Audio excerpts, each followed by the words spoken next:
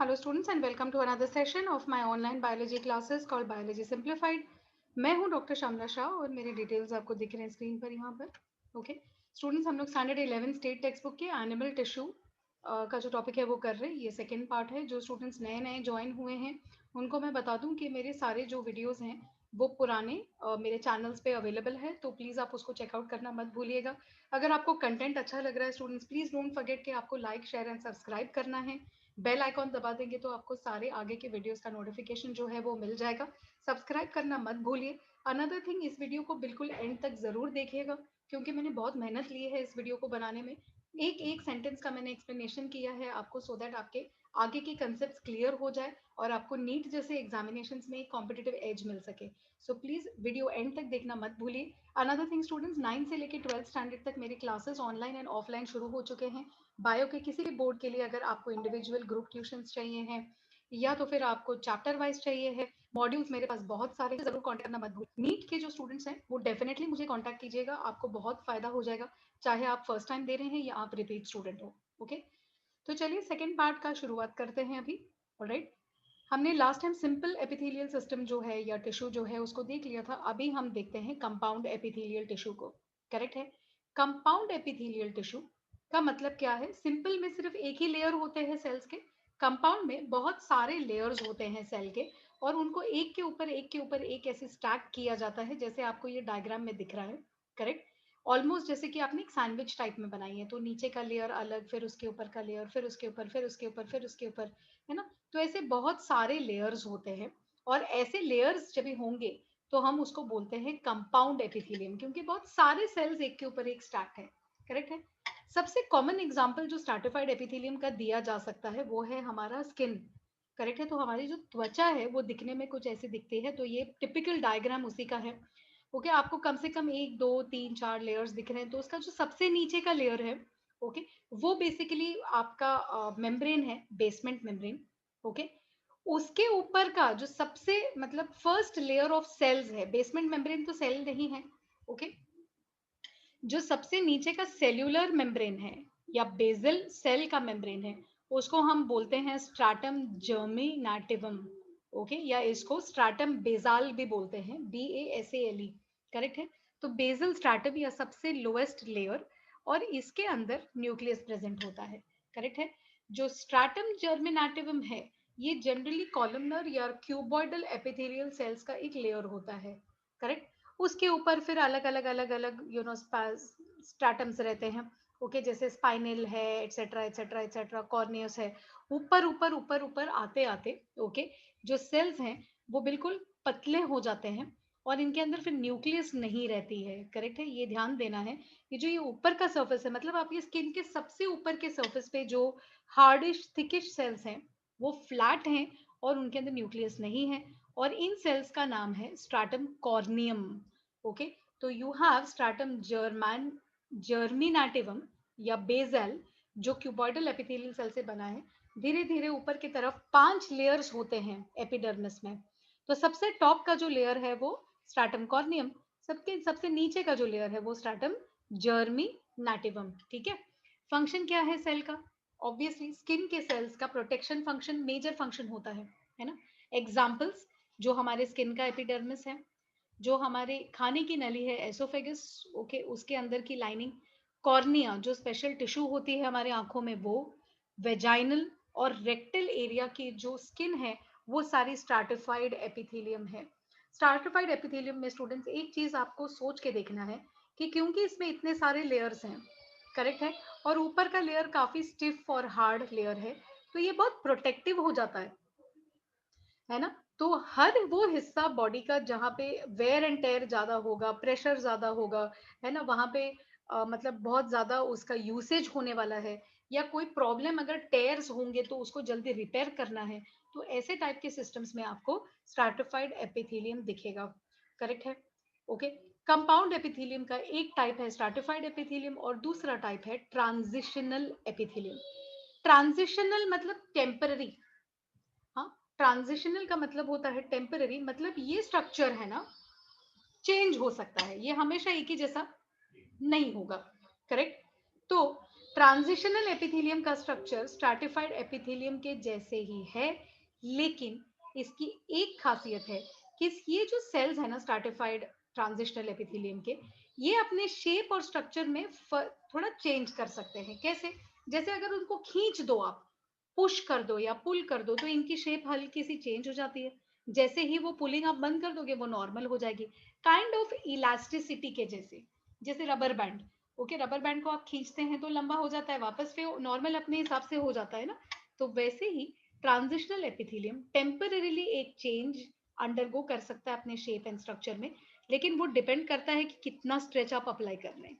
Okay, बहुत ज्यादा stretch करेंगे तो ये भी फट जाएगा और यहाँ पे भी डैमेज और इंजरी होगी। ओके, इसका फंक्शन क्या हो सकता है बच्चों? बहुत इजी है ना सोचना।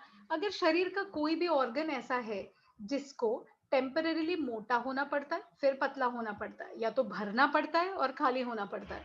फॉर एग्जाम्पल, हमारा यूरिनरी ब्लैडर है ना, यूरिनरी ब्लैडर जहाँ पे किडनीज में से फिल्टर होके यूरिन इकट्ठा होता है, जब भी वो इकट्ठा हो रहा है और वो फुल हो जाता है, तो जैसे फुल हो रहा है तो ब्लैडर को थोड़ा सा स्ट्रेच होना पड़ेगा ना, कि हाँ उसके अंदर लिक्विड भरते जा रहा है। फिर जैसे ही आप यूरिनेट कर देते हैं, ब्लैडर खाली हो जाता है, वापस से वो ब्लैडर छोटा होता है, फिर अगेन वो डिस्टेंड होता है। करेक्ट? तो बढ़ने को बोलते हैं डिस्टेंशन, और डिस्टेंशन तभी पॉसिबल है जब वहां पे आपके पास ट्रांजिशनल तरीके का स्ट्रैटिफाइड एपिथेलियम हो। ओके, जो अलग अलग तरीके से स्ट्रेच हो सकता है। करेक्ट? आई होप यहाँ तक आपको समझ में आ गई है बात। कंपाउंड एपिथेलियम में बहुत ज्यादा हमें डिटेल में नहीं जाना है सिलेबस के हिसाब से। ओके, तो इतना इसके लिए काफी है। राइट, अब आ जाते हैं सेल टू सेल जंक्शन में। Alright, cell to cell junction मतलब दो सेल के बीच के कनेक्शन पॉइंट्स। राइट, अभी एपिथेलियल सेल्स के बहुत सारे फंक्शंस हैं, और उसमें से कुछ फंक्शंस ऐसे हैं जहां पे दो सेल के बीच में कम्युनिकेशन, ओके, या अटैचमेंट पॉइंट्स की जरूरत पड़ती है। तो ये कनेक्शंस जो हैं, ये सेल के साइड में भी होते हैं, एक सेल से दूसरे सेल साइड में कनेक्टेड होते हैं, साइड साइड में, जिनको बोलते हैं लैटरल कनेक्शन। और दूसरा कनेक्शन सेल का होता है बेसमेंट मेम्ब्रेन के साथ। इसको थोड़ा एक्सटेंड कर देती हूँ। ओके, तो आप ये देख सकते हैं दो तरीके के कनेक्शंस। ओके, एक सेल का दूसरे सेल के साथ कनेक्शन, जो यहाँ छोटे छोटे ब्लू कलर के नॉब्स दिखाएं। ओके, और दूसरा कनेक्शन है ये सेल का नीचे के बेसमेंट मेम्ब्रेन के साथ। ओके, तो यहाँ पे आप फेविकॉल तो लगा नहीं रहे हैं, है ना, तो आपको किसी ना किसी तरीके की जंक्शनिंग की जरूरत पड़ती है।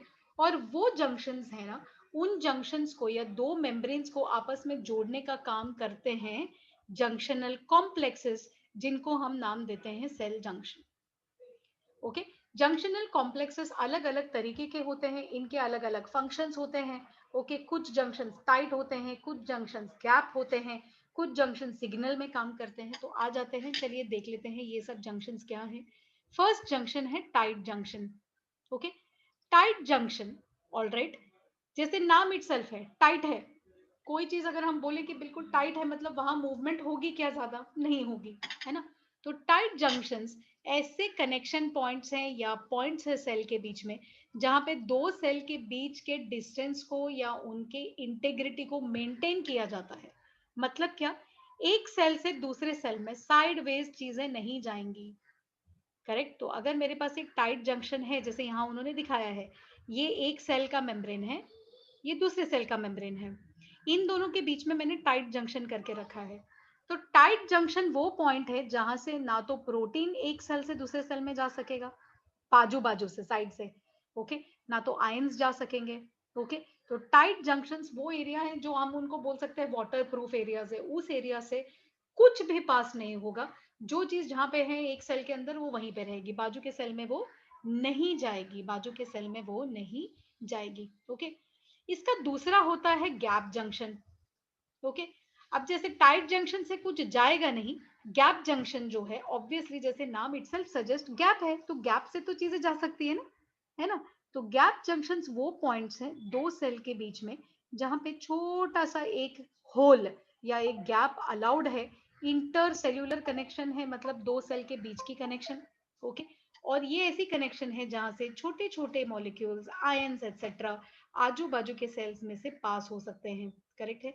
नॉट ओनली सेल्स और मॉलिक्यूल्स, लेकिन केमिकल मैसेजेस भी पास होते हैं। जैसे इस सेल को कोई दिक्कत है, कोई तकलीफ है, कोई इंजरी हो गई है, तो ये यहाँ से स्पेशल मॉलिक्यूल्स भेज सकता है बाजू के सेल में, बोलने के लिए कि मैं तकलीफ में हूँ। ऐसे सेल्स को हम, ऐसे केमिकल को हम मैसेज बोलते हैं, एक का मैसेज है ये। तो ये मैसेज कहाँ से पास होगा? गैप जंक्शन से। ये टाइट जंक्शन से नहीं पास हो सकता, ये ओनली गैप जंक्शन से पास हो सकता है, करेक्ट है। तो एक ही सेल में दो सेल्स के बीच में अगर यहाँ टाइट जंक्शन है तो नीचे गैप जंक्शन भी होगा। ऑलराइट, तो ये आपको समझना है, राइट। फिर आ जाते हैं हेमीडेस्मोसोम्स, ओके, या एचडीज। हेमीडेस्मोसोम का ये काम है कि सेल को वो नीचे के बेसमेंट मेम्ब्रेन को स्ट्रांगली अटैच करता है, जैसे कि कोई गम हो, ओके, या जैसे कोई फेविकॉल हो, राइट। तो नीचे का जो टिश्यू है या बेसमेंट मेम्ब्रेन है, उसके साथ में स्ट्रॉन्ग अटैचमेंट सेल की, सो दैट सेल हील के इधर उधर ना चली जाए, राइट। नॉट ओनली ये काम करते हैं, वो सिग्नलिंग के द्वारा होम्योस्टासिस भी मेंटेन करते हैं, मतलब internal steady state, okay. Internal, ये थोड़ा सा कॉन्सेप्ट है, लेकिन सिंपल में समझाने जाओ तो बॉडी की जो सिचुएशन जैसी है उसको वैसे मेंटेन करना, मतलब टेम्परेचर 37 पे मेंटेन होना चाहिए, ओके। ब्लड का पीएच 7.4 पे मेंटेन होना चाहिए, इसकी काम, इसको जैसा है वैसा मेंटेन करना, that is known as homeostasis, correct है। अब आ जाते हैं डेस्मोसोम्स पे। डेस्मोसोम्स स्ट्रेंथ देते हैं एपिथेलियल टिश्यू को, करेक्ट है। तो अगर वो एपिथेलियल टिश्यू को स्ट्रेच होना है, जैसे कार्डियक मसल्स है, हार्ट के मसल्स, वो बार बार बीट हो रहे हैं, पंप हो रहे हैं, खींचे जा रहे हैं, है ना, बहुत सारा वेर एंड टेयर है, बहुत काम पड़ता है, टिश्यू डैमेज हो सकता है। तो ऐसे पॉइंट्स पे डेस्मोसोम्स जो हैं, ये देखिए यहाँ पे उन्होंने डायग्राम दिखाया है, इसमें ब्रेक होने से टिश्यू के स्ट्रक्चर को टूटने से बचाते हैं, करेक्ट है। तो ये हो गया डेस्मोसोम का काम। Then you have adherens junctions, okay. Adherens को मैक्यूला एडहेरेंस भी बोला जाता है, राइट। एडहेरेंस, एडहेर करना मतलब स्टिक करना या चिपकना, ओके।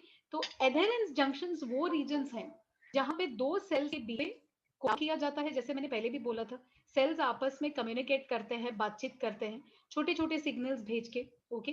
तो कुछ सिग्नल्स जो हैं ये आपके गैप जंक्शंस में से पास आउट होते हैं, और कुछ जो हैं वो एडहेरेंस जंक्शंस के थ्रू जाते हैं, दो अलग तरीके के सिग्नल्स हैं, ओके।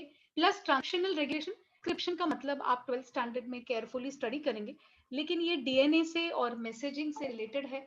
तो डीएनए न्यूक्लियस से मैसेज सेल से दूसरे सेल में पास होनी चाहिए, वो भी एडहेरेंस जंक्शन के थ्रू जाता है, करेक्ट है। तो ये हो गए अलग अलग तरीके के सेल जंक्शंस। आई थिंक ये काफी है, okay? आपको बस थोड़े से केवल पॉइंट्स को नोट करते जाना है and you will be sorted, okay. बहुत ज्यादा डिफिकल्ट नहीं है, बस दिखने में टर्म्स बड़े बड़े हैं, बाकी structures are pretty simple, okay. तो आपको जस्ट करेक्ट, तो हमने फर्स्ट तरीके का जो टिश्यू है ना स्टूडेंट्स, वो हमने फिनिश कर दिया है, जो रियल टिश्यू है। अब हम आगे बढ़ते हैं नेक्स्ट टिश्यू पे और आ जाते हैं कनेक्टिव टिश्यू पे, करेक्ट।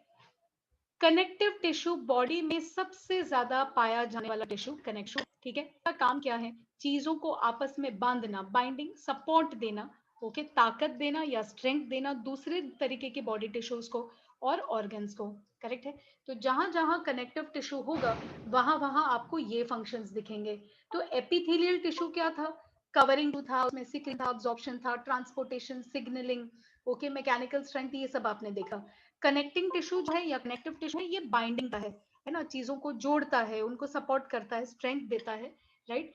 इसमें आपको नॉट ओनली बहुत सारे के सेल्स मिल जाएंगे, इसमें आते हैं फाइबर्स भी, करेक्ट। सो कनेक्टिव टिश्यू जो है ये कॉम्बिनेशन से बनता है सेल्स के और फाइबर्स से, ये आपको देखना है, राइट।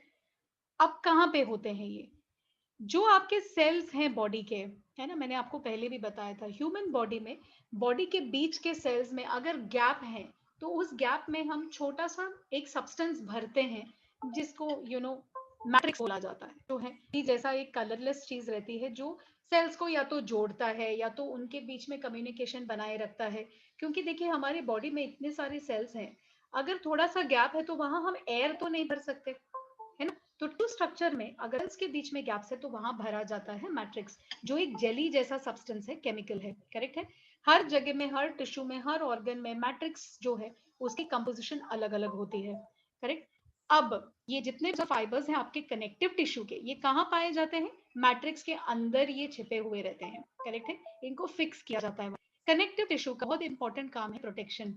आपके जो इंपॉर्टेंट बॉडी के ऑर्गन्स हैं, फॉर एग्जाम्पल लंग्स हो गए, स्टमक हो गया, ठीक है, जो वाइटल ऑर्गन्स है, उनको आपका कनेक्टिव टिश्यू प्रोटेक्शन है, करेक्ट है। बहुत हाईली वैस्कुलर है, ऑलराइट। अगेन वैस्कुलर, उसमें ब्लड, ओके, काफी रहेगा।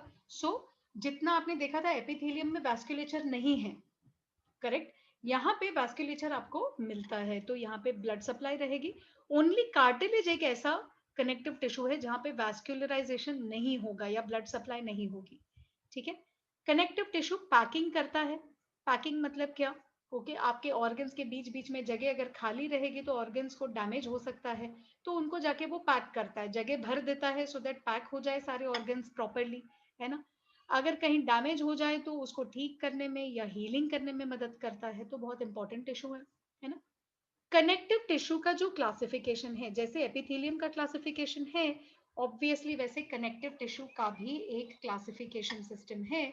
और ये क्लासिफिकेशन किस बेसिस पे है कि किस तरीके का मैट्रिक्स प्रेजेंट है। मैंने आपको बताया था मैट्रिक्स की कॉम्पोजिशन हर जगह अलग है, तो किस तरीके की मैट्रिक्स प्रेजेंट है उस बेसिस पे हम कनेक्टिव टिश्यू को डिवाइड करते हैं एज कनेक्टिव टिश्यू प्रॉपर, ये फर्स्ट टाइप का है।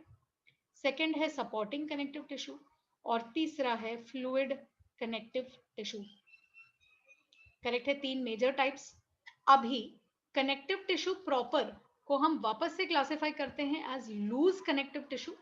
ओके, ऑब्वियसली इसमें पैकिंग टाइट नहीं है तो ये लूज है। लूज के एग्जांपल्स हैं एरियोलर और एडिपोस। फिर आता है डेंस कनेक्टिव टिश्यू, पैकिंग जिसमें टाइट होगी, और इसमें आते हैं लिगामेंट्स और टेंडन्स। ओके, ये क्लासिफिकेशन आपको बहुत केयरफुली देखना है स्टूडेंट्स, क्लासिफिकेशन आपको केयरफुली देखना है, ठीक है। सपोर्टिंग कनेक्टिव टिश्यू जो है, राइट, सेकेंड टाइप का सपोर्टिंग कनेक्टिव टिश्यू को हम स्केलेटल टिश्यू भी बोलते हैं। स्केलेटन, राइट, जो कंकाल हमारा बनता है, दैट, सो उसमें आ जाते हैं कार्टिलेजेस एंड ऑब्वियसली बोन्स, ठीक है। और फ्लूइड कनेक्टिव, फ्लूइड का मतलब होता है लिक्विड, तो बॉडी में लिक्विड कहाँ पे है, ब्लड एंड लिम्फ, करेक्ट है। तो ये हो गए आपके fluid connective tissues. So going again, यहाँ पे कनेक्टिव टिश्यू के तीन मेजर भाग हैं, all right, connective proper, supporting and fluid. Connective proper होता है लूज एंड डेंस। लूज के एग्जांपल्स एरियोलर एडिपोस, डेंस के एग्जांपल लिगामेंट टेंडन। सपोर्टिंग जो होता है वो होता है स्केलेटल, स्केलेटल में आता है कार्टिलेज बोन, और फ्लूइड कनेक्टिव टिश्यू में आ जाते हैं ब्लड एंड लिम्फ, करेक्ट है। आई थिंक ये काफी सिंपल है ना। तो अभी आगे बढ़ते हैं और देखते हैं एक्चुअल क्लासिफिकेशन को, ठीक है। Connective tissue proper, connective tissue proper में सबसे पहले हम देखेंगे लूज कनेक्टिव टिश्यू, ठीक है। लूज मतलब ऑब्वियसली कनेक्टिव टिश्यू टाइट तो है नहीं, तो वो सेमी सॉलिड है, जेली जैसा, है ना। थिक मैटर रहेगा, जैसे कि जेलेटिन का कुछ बना हुआ जो हम जेली जेली खाने में लेते हैं, है ना, वैसे उस तरीके का मैटर होगा, ओके। उसका फर्स्ट टाइप है एरियोलर टिश्यू। एरियोलर का जो वर्ड है ये आता है वर्ड एरियोला से, जिसका मतलब है एयर या हवा का भरना, ओके। तो इसके मैट्रिक्स में, एरियोलर टिश्यू के मैट्रिक्स में आपको पहले तो दो तरीके के फाइबर्स दिखेंगे, है ना, पतले पतले बाल जैसे फाइबर्स दिखेंगे। एक होता है व्हाइट कलर का और दूसरा होता है येलो। जो व्हाइट फाइबर है, याद रखिए हमेशा कहीं पर भी व्हाइट फाइबर मतलब हमारे बॉडी में ये बनता है स्पेशल प्रोटीन से जिसका नाम है कोलाजन, ठीक है।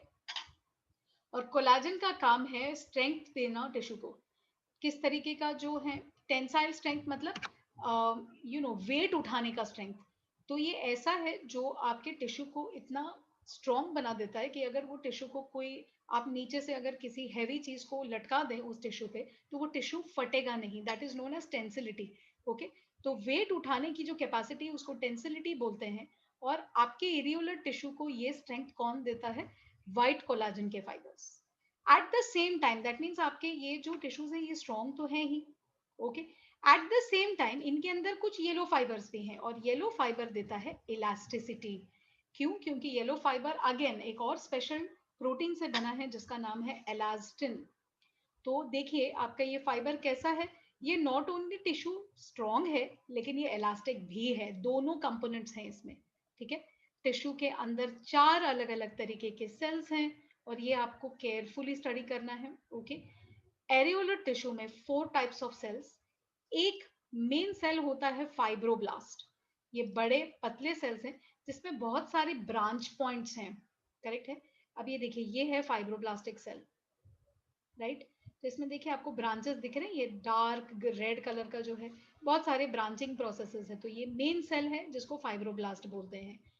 फाइब्रोब्लास्ट के सेल फाइब्रोब्लास्ट फाइबर प्रोड्यूस करता है, करेक्ट है। नॉट ओनली फाइबर, वो पॉलीसैकेराइड भी प्रोड्यूस करता है जो मैट्रिक्स को जन्म देता है। तो अगर आप टिश्यू का स्ट्रक्चर देखेंगे तो ये मैट्रिक्स दिख रहा है आपको यहाँ पर, है ना। ये मैट्रिक्स भी फाइब्रोब्लास्ट से आता है, ये वाले फाइब्रोब्लास्टिक सेल से। और जो फाइबर्स हैं, है ना, कोलाजन के व्हाइट और येलो कलर के इलास्टिन के फाइबर्स, ये भी फाइब्रोब्लास्टिक सेल से आते हैं, करेक्ट है। तो ग्राउंड सब्सटेंस या मैट्रिक्स बनता है पॉलीसैकेराइड से। ओके, फिर आते हैं आपके मास्ट सेल्स। तो सेकेंड टाइप के सेल्स ओके हैं मास्ट सेल्स, जो दो कंपोनेंट्स सिक्रीट करते हैं, heparin and histamine. Mast cell को देख लेते हैं, ये है मास्ट सेल, ये बड़ा सा जो है पिंक कलर का। तो फाइब्रोब्लास्ट फाइबर देता है, मैट्रिक्स का सब्सटेंस देता है। मास्ट सेल जो है ये देता है हेपारिन और हिस्टामाइन। हेपारिन और हिस्टामाइन आपके बॉडी के इम्यून फंक्शन में कहीं ना कहीं मदद करते हैं, करेक्ट है, इम्यूनिटी देने में। वो आप बाद में 12वीं में स्टडी करेंगे इन डिटेल। फिर तीसरा टाइप का सेल आता है मैक्रोफाज। ओके, तो ये है मैक्रोफाज। मैक्रोफाज अगेन इम्यूनिटी से रिलेटेड है। अमीबा जैसे दिखने वाले फैगोसाइटिक सेल्स है। बाहर से अगर कोई भी बुरा बैक्टीरिया आ जाता है या कोई जर्म आ जाता है आपकी बॉडी में, तो ये मैक्रोफाजेस उनको तुरंत ही खा करके खत्म कर देंगे। ओके, सो एक तरीके का बॉडी का फर्स्ट लाइन डिफेंस सेल है, राइट। अभी फैट सेल्स जो हैं ये एडिपोज टिश्यू में आपको दिखेंगे एक्चुअली। कभी कभी फैट सेल्स या एडिपोसाइट्स रहते हैं, ओके, जिनका जो न्यूक्लियस होता है वो थोड़ा सा एक्सेंट्रिक या वन साइडेड न्यूक्लियस है, और ये सेल्स फैट स्टोरेज करते हैं। ओके, कभी कभी आपको इसमें फैट सेल्स भी दिख जाएंगे, बट इस डायग्राम में ये नहीं है। एरियोलर में आपको फैट सेल्स से ज्यादा okay macrophages, mast cells and fibroblast पे ध्यान देना है, ठीक है।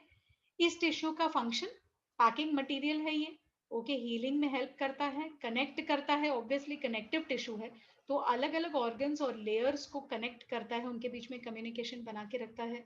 कहाँ कहाँ मिलता है मैंने पहले भी बताया था आपको, हर लेयर कहाँ मिलता है वो आपको पता होना चाहिए। स्किन के नीचे, ओके, आपके मसल्स के बीच में, बोन्स के आजू बाजू में, ऑर्गन्स के इर्द गिर्द, ब्लड वेसल्स और पेरिटोनियम के आजू बाजू में, सब जगह पे आपको जो है एरियोलर कनेक्टिव टिश्यू, जो लूज कनेक्टिव टिश्यू का पार्ट है वो आपको दिख जाएगा।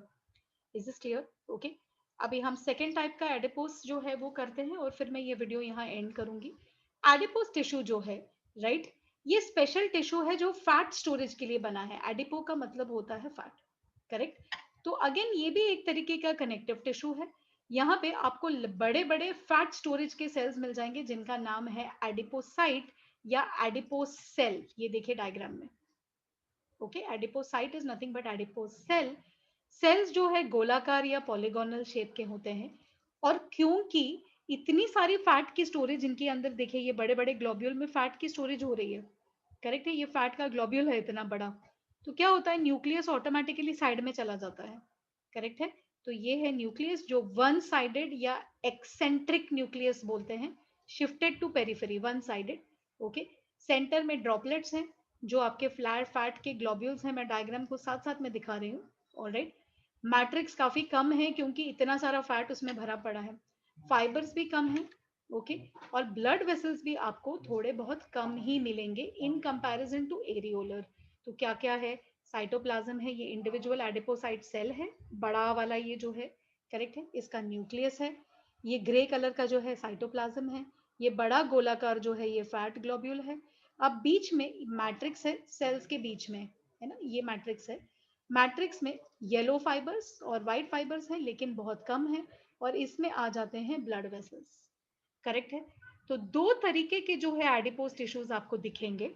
एक होता है व्हाइट कलर का, है ना, एडिपोज टिश्यू, जो हमें दिखने में ट्रांसपेरेंट नहीं, बिल्कुल व्हाइट और ओपेक दिखेगा, ओके। जब भी हम स्किन को कट करते हैं और नीचे नीचे लेयर्स में जाते हैं तो एक थिक व्हाइट कलर की टिश्यू दिखेगी जो व्हाइट एडिपोस है, ओके।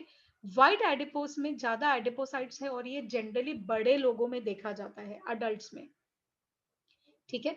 छोटे बच्चों में और न्यूली बॉर्न बच्चों में ज्यादातर आपको ब्राउन एडिपोस जो लेयर है वो दिखेगा, ओके, क्योंकि उसमें ब्लड जो है वो ज्यादा रहता है और फैट्स जो है वो कम रहता है। तो जब भी हम कट करते हैं, ओके, स्किन के थ्रू, तो हमें वो व्हाइट नहीं ब्राउनिश या रेडिश ब्राउन दिखता है because of lot of blood vessels, correct है। फंक्शन क्या है, एडिपोज टिश्यू क्योंकि उसके अंदर फैट है और फैट जो है वो हीट को रोकता है, तो ये इंसुलेशन का काम करता है बॉडी के अंदर या टिश्यू के अंदर। ओके, जो हीटिंग है उसको बनाए रखती है, बाहर जाने नहीं देती है। ओके, शॉक अब्जॉर्बिंग का काम करता है क्योंकि ये एक थिक बिल्कुल ही चबी लेयर है। ओके, तो आपके ऑर्गन्स वगैरह हिलेंगे नहीं। अगर गिर जाते हैं हम या कुछ मैकेनिकल शॉक लगती है तो एक लेयर हमारे ऑर्गन्स को प्रोटेक्ट करता है। ऑब्वियसली एनर्जी का बहुत अच्छा सोर्स है क्योंकि इसके अंदर फैट की स्टोरेज है, और फैट आपको पता है कि इसमें बहुत एनर्जी होती है। करेक्ट है। जो टिश्यूज है ये आपको कहाँ कहाँ दिखेगी, आपके पैरों के तलवे या आपके हाथ की जो गादी है ना, आपका पाम, उसको जरा प्रेस करके देखिए कितना सॉफ्ट है ना। क्यों इतना सॉफ्ट है? क्योंकि स्किन के नीचे बहुत सारा एडिपोज भरा पड़ा है। करेक्ट है। ऑर्गन्स, आपके जितने भी वाइटल ऑर्गन्स है जैसे किडनी है, लिवर है, सबके यहाँ पे एक राउंड जो है एडिपोज टिश्यू का बना हुआ रहता है, सो दैट वो प्रोटेक्ट करता है। करेक्ट है। तो यहाँ तक मैंने एडिपोज खत्म कर दिया है। Students, I am going to end this video here. Please don't forget कि आपको वीडियो को सब्सक्राइब भी करना है, ज्यादा से ज्यादा अपने फ्रेंड्स के बीच में इसको फैलाना है। ओके स्टूडेंट्स, अगेन मैं रिमाइंड कर दूं आपको, 9 से 12 के क्लासेस मेरे शुरू हो गए हैं, ऑनलाइन भी हैं ऑफलाइन भी हैं। मुझे कांटेक्ट करना मत भूलिएगा, आपके मार्क्स में डेफिनेटली आपको फर्क पड़ेगा।